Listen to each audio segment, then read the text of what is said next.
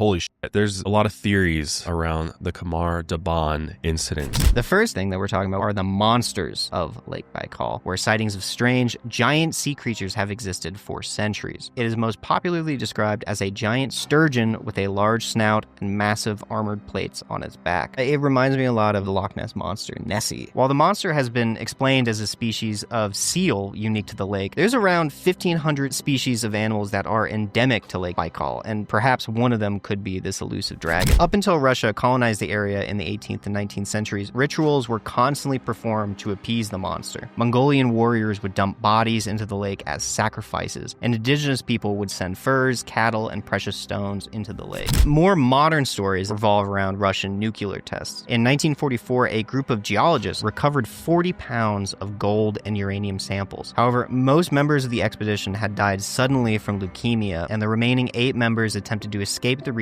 by crossing the lake. 6 more died before they reached the shore, and the remaining 2 took out an abandoned boat. However, a storm washed them ashore on a tiny island in the middle of the lake. The 2 men buried the gold and uranium in the island center to lighten their load. Now, while they made it back to Moscow, both of them died of a strange blood disease, and the gold and uranium are still lost to this day. Numerous aircraft and ships have also disappeared on the lake, earning the nickname the Baikal Triangle. Just a strange zone where things go missing. Perhaps the craziest story comes from 1982 when Navy divers encountered humanoid creatures with no scuba gear at the depth of 164 feet beneath the surface. 3 of the divers were killed and 4 others were seriously injured. While this was explained later by the divers surfacing too quickly, others say they were killed by the creatures when they got too close to them.